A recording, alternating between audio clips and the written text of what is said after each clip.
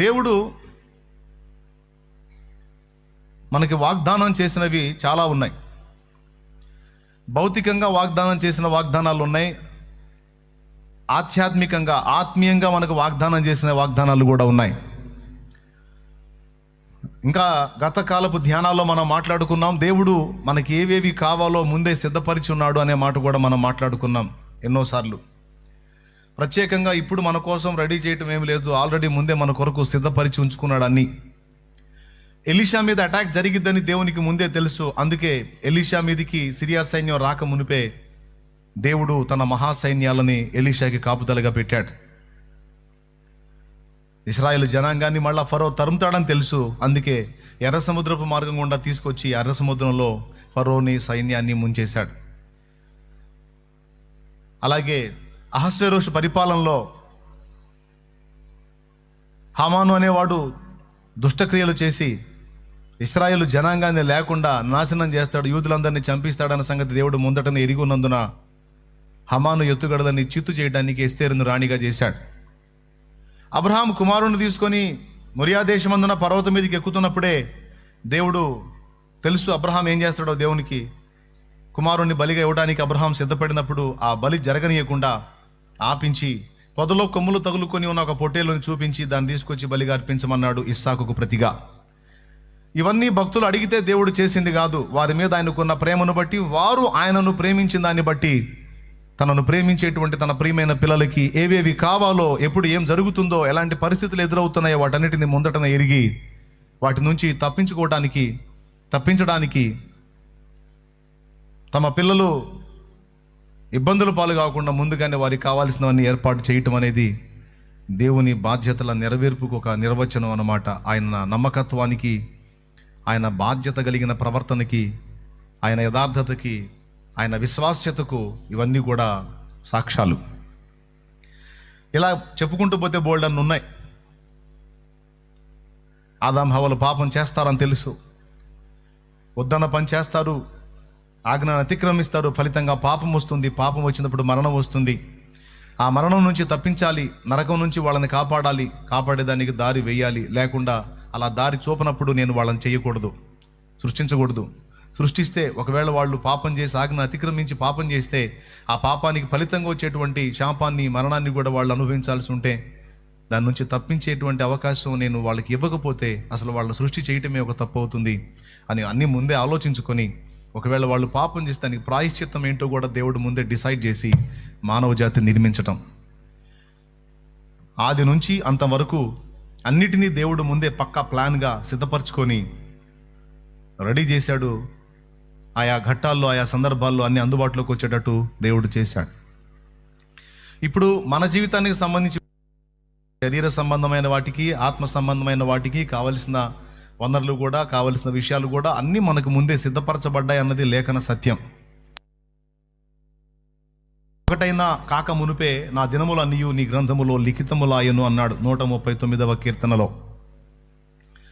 56వ కీర్తనలో నా సంచారములు నీవు లెక్కించి ఉన్నావు, నా కన్నీళ్లు నీ బుడ్డిలో దాచి ఉన్నావు, అవి నీ కవిలలో కనబడును కదా అన్నాడు. అంటే ఒక మానవుడు ఎక్కడెక్కడ సంచరిస్తాడో, ఎన్ని రకాల సంచారాలు చేస్తాడో, ఏ విధంగా తన జీవిత సంచారం ఉంటుందో ఆ విషయాన్ని కూడా దేవుడు లెక్క వేసుకుంటాడు. అంతేకాదు నా తల వెంట్రుకలన్నీ కూడా నువ్వు లెక్కించున్నావని భక్తుడు మాట్లాడాడు.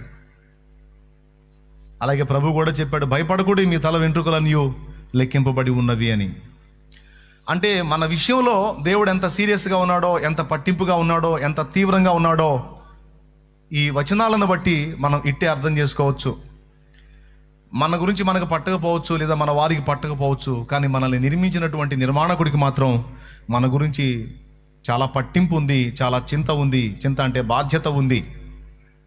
దీనికి లేఖన సాక్ష్యం కూడా, ఆయన మిమ్మల్ని గూర్చి చింతించుచున్నాడు కనుక మీ చింత యావత్తు ఆయన మీద వేసి నిబ్బరమైన బుద్ధి గలవారై మెలకువగా ఉండండి అన్నాడు.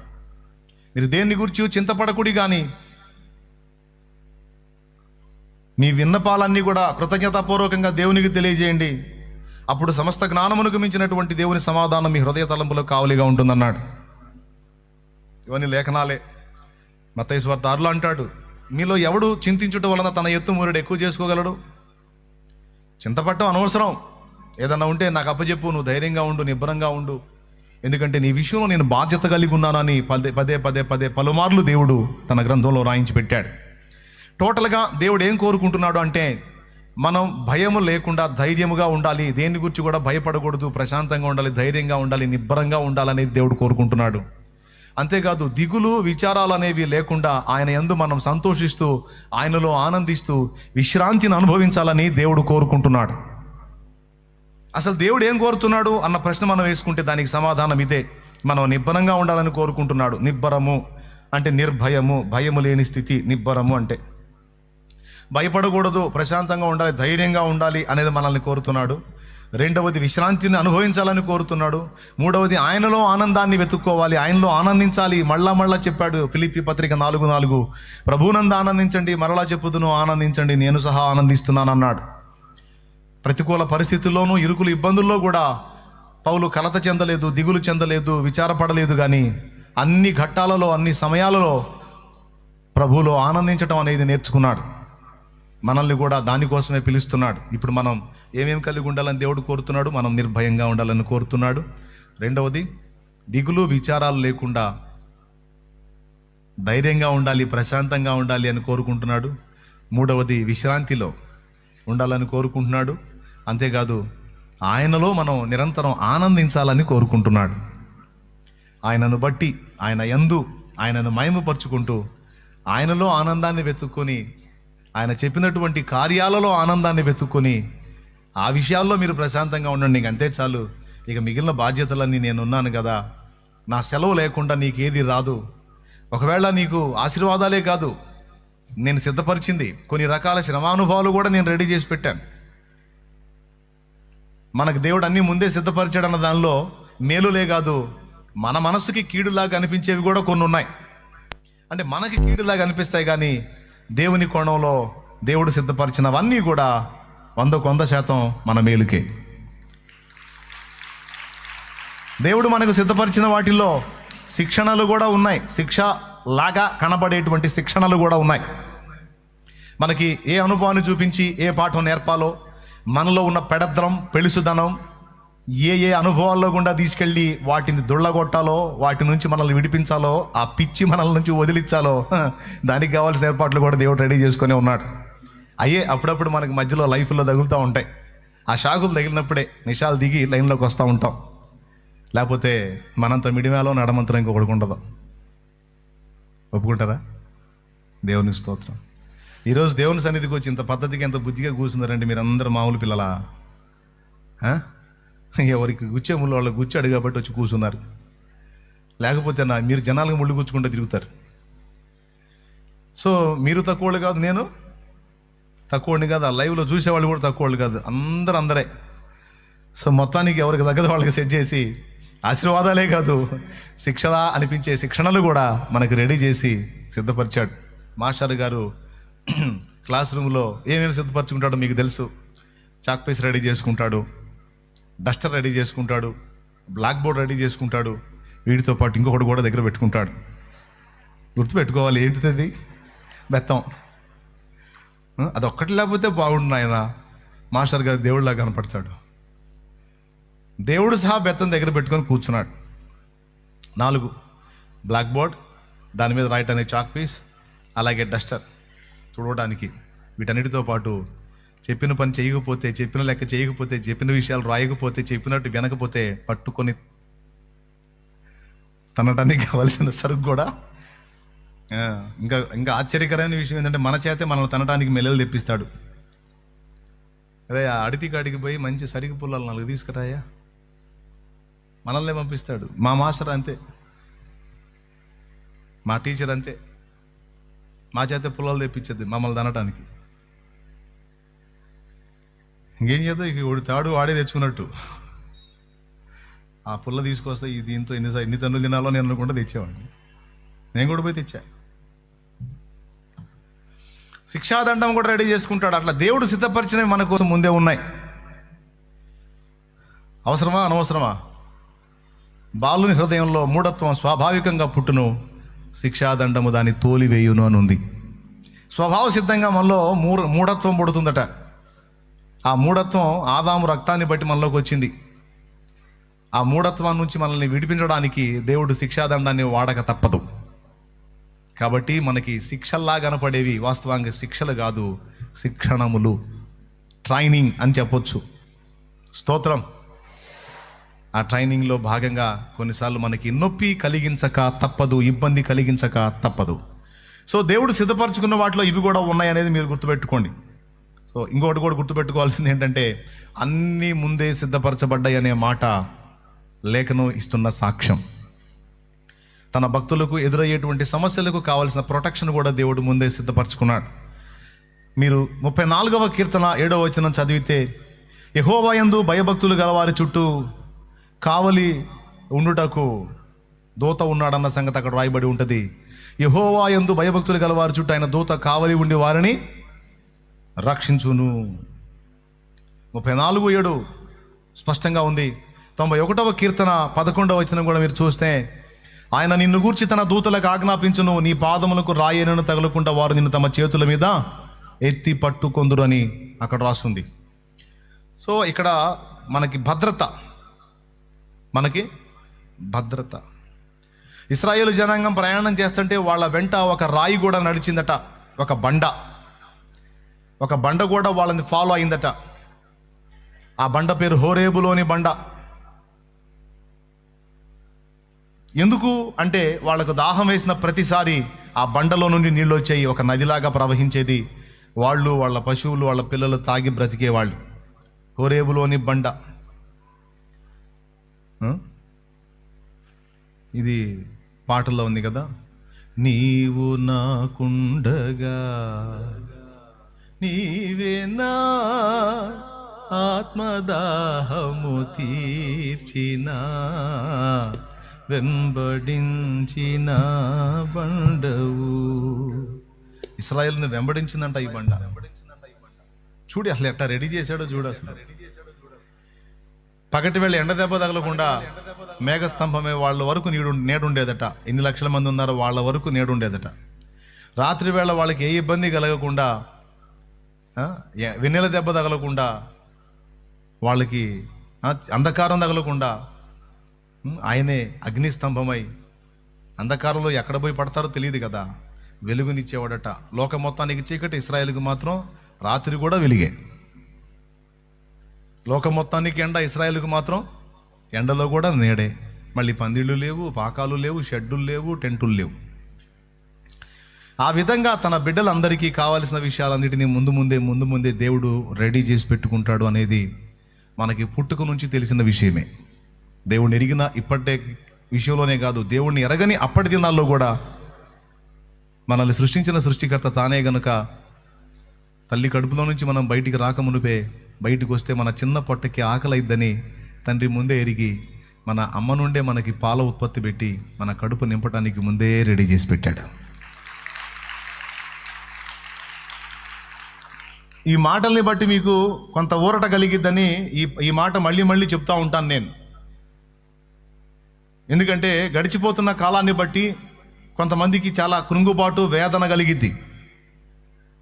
ఇంతవరకు నా జీవితంలో ఏ మలుపు లేదు, ఏ పరిస్థితి లేదు, నేను ఎదురు చూస్తున్నవి ఏవి జరగలేదని నిరాశ నిస్పృహలోకి వెళ్ళిపోయి కృంగిపోయి, దేవుడు నిబ్బరం కలిగి ధైర్యంగా నుండి విశ్రాంతిలో ఉండు, నా యందు ఆనందించన్న మాటల్ని పక్కన పెట్టి సాతానుకు చోటిచ్చి సంతోషించాల్సినటువంటి హృదయాలు దుఃఖంలో వెళ్ళదీస్తూ ఉంటారు. కనుక అలాంటి పరిస్థితుల్లోంచి మిమ్మల్ని బయటికి తీసుకొని రావాలనే ఈ మాట మీకు తరచుగా చెప్తూ ఉంటాను. ఇది వాక్య సత్యం కాబట్టి చెప్తున్నాను. దేవుడు 2 చేశాడు. ముందు సిద్ధపరిచాడు, రెండవది స్వతంత్రించుకోమని వాగ్దానం కూడా చేసేసాడు, తీసుకోండి అని. ఇక్కడ స్వతంత్రించుకునే విషయంలో లేదా స్వాధీనపరచుకునే విషయంలోనే చాలామంది భక్తులు తేడాపడే పరిస్థితిని నేను చూశాను. నిన్నటి దినాన నేను ఒక సహోదరుడు ఇద్దరం మాట్లాడుకుంటున్న సందర్భంలో ఈ అంశం ప్రస్తావనకు వచ్చింది. చాలా అద్భుతమైనటువంటి మాట ఆ సహోదరుడు నాతో అన్నాడు. నాతో వచ్చి మాట్లాడుతూ, నీకు దేవుని కృప ఏంటంటే అందరికీ దేవుడు అన్ని అందుబాటులోకి ఇచ్చాడు, కానీ కొందరు స్వతంత్రించుకోలేకపోయారు. దేవుడు నీకు ఇచ్చిన వాటిని నీవు స్వతంత్రించుకున్నావు సోదరా. దేవుడు నీకు ఇచ్చిన వాటిని నువ్వు స్వతంత్రించుకున్నావు అన్న మాట అన్నాడు. నాకు ఒక్కసారిగా హృదయంలో చాలా సంతోషం అనిపించింది. ఎందుకంటే తన ఆశువుగా పలికిన ఆ మాట సామాన్యమైంది కాదు, అది పరిశుద్ధాత్మ స్వరం. ఆశువుగా పలికాడు, సంభాషణలో ఒక మాటలాగా పలికిన ఆ మాటలో చాలా పెద్ద విషయం ఉంది. అది ఆయనకి తెలియచ్చు, తెలియకపోవచ్చు గాక. కానీ ఆ మాట నా చెవికి పడగానే వెంటనే నేను మౌనం అయిపోయా, ఇంకేం మాట్లాడలా.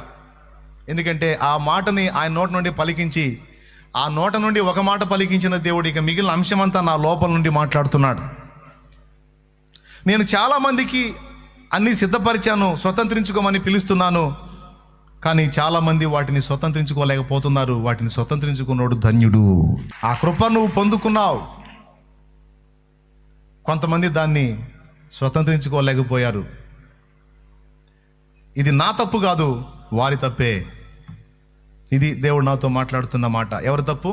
నా తప్పు కాదు. నేను సిద్ధపరిచాను, స్వాధీనపరచుకోమని కూడా నేను అవకాశం ఇచ్చాను. మరి సిద్ధపరిచినప్పుడు, స్వాధీనపరచుకోమని పిలిచినప్పుడు స్వాధీనపరచుకోవడానికి ఇంక ఇబ్బంది ఏంది ప్రభువా అంటే, స్వతంత్రించుకోవడానికి ఇంక ఇబ్బంది ఏంది ప్రభువా, తీసేసుకోవచ్చు కదా అంటే, తీసేసుకోవచ్చు. అయితే అక్కడ కొన్ని పనులు చేయాల్సి ఉంది, అప్పుడు అవి స్వాధీనం అవుతాయి. దేవునికి స్తోత్రం కలుగునుగా. ఎందుకు మనం వాటిని పొందలేకపోతున్నామంటే, పొందటానికి కొన్ని కావాల్సి ఉన్నాయి, కొన్ని చేయాల్సి ఉన్నాయి. వాటిని మనం జరిగించగలిగితే దేవుడు మనకు అనుగ్రహించిన వాటిని నిశ్చయంగా మనం పొందగలం. ఉదాహరణకి, స్వతంత్రించుకోవడానికి మొట్టమొదట కావాల్సింది ఏమిటంటే విశ్వాసం. దేవుడు మనకు అనుగ్రహించినవి చాలా ఉన్నాయి. వాటన్నిటిని మనం స్వాధీనపరచుకోవాలి, స్వతంత్రించుకోవాలంటే మొట్టమొదట ఏం కావాలి? దేవుని యందలి విశ్వాసం చాలా అవసరం. హెబ్రీ పత్రిక 11:6, విశ్వాసము లేకుండా దేవునికి ఇష్టడై ఉండుట అసాధ్యము. దేవుని దగ్గరకు వచ్చి దేవుని దగ్గర ఫలము పొందగోరేవాడు ఆయన ఉన్నాడనియు, తన్ను వెదుకు వారికి ఫలము దయచేయగలవాడనియు మొదట నమ్మాలి కదా అంటాడు. అంటే మొదట చేయాల్సింది ఏంటంటే, సమస్తమును తన వెదుకు వారికి నిశ్చయంగా ఫలమిచ్చే దేవుని నమ్ముట అనేది మనం కలిగి ఉండాల్సినటువంటి విషయం. విశ్వాసము ద్వారా రాజ్యాలను జయించారని రాయబడి ఉంది. విశ్వాసం ఒక్కటి మన అంతరంగంలో ఉన్నట్లయితే అది మనం దేవుడిచ్చినటువంటి వాగ్దానాలను స్వతంత్రించుకోవటానికి కొన్ని పనులు మనం చేయడానికి మనల్ని పురికొల్పుతుంది. కేవలం నంబర్ 1లో చెప్పాను విశ్వాసము అని. ఏంటండి? ఏంటి? పెద్దగా చెప్పండి అందరూ. రైట్, విశ్వాసం. ఇప్పుడు 12 మంది వెళ్ళి చూసి వచ్చి, ఇద్దరేమో విశ్వాసమును బట్టి మాట్లాడారు, దేవుణ్ణి బట్టి. 10 మంది మాత్రం అమ్మో వాళ్ళ మీదకి పోవడానికి మనకు బలం చాలదు, నల్లుల్ని నలిపినట్టు నలిపేసి పడేస్తారు, మిడతల్ని తొక్కినట్టు తొక్కి పడేస్తారు, చంపి పడేస్తారు అని వాళ్ళ గురించి భయంకరంగా మాట్లాడారు.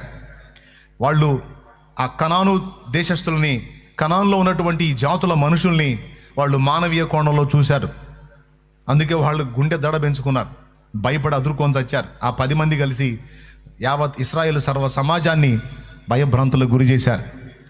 కానీ నూను కుమారుడైన యెహోషువ, యెఫున్నె కుమారుడైన కాలేబు ఇద్దరు మాత్రం, మీరు భయపడవాకండి, ఆ దేశం నిశ్చయముగా మనం స్వతంత్రించుకుంటాం. దేవుడు మన యందు ఆనందించిన ఎడల ఆయనే మనకు ముందుండి ఇన్ని మజిలీలు మనల్ని దాటించుకుంటూ వచ్చి మన కోసం అద్భుతాలు చేసుకుంటూ వచ్చిన మన ప్రభువే మన యందు ఆనందిస్తే, మనల్ని బట్టి సంతోషిస్తే, మన యందు తృప్తి చెందితే మనకు ఎదురు లేకుండా చేస్తాడు. వాళ్ళందరినీ కూడా ఆయన తరిమి కొడతాడు. మన ప్రభు మనకు తోడై ఉన్నాడు. ఆయన్ని బట్టి మనం ధైర్యంగా ఉందాం, వెళదాం. దేవుడు చెప్పాడు. అది అసాధ్యమైతే ఎందుకు స్వాధీనపరచుకోమంటాడు? ఆయన మనల్ని ప్రేమించాడు కదా, బానిసలుగా ఉన్న మనల్ని బయటికి తెచ్చాడు కదా. అక్కడ మనకు ప్రాణాలకు ప్రమాదం ఉంటే, మనం నష్టపోయే అవకాశం ఉంటే, మనం నాశనమయ్యే అవకాశం ఉంటే దేవునికి తెలియదా? ఒకవేళ అలాంటి ప్రమాదకరమైన పరిస్థితి అయితే వెళ్ళండి, స్వాధీనపరచుకోండి అని దేవుడు ఎందుకు చెప్తాడు? ఆ మాట దేవుడు అన్నాడు అంటే మనకు అది సాధ్యమే అని అర్థం.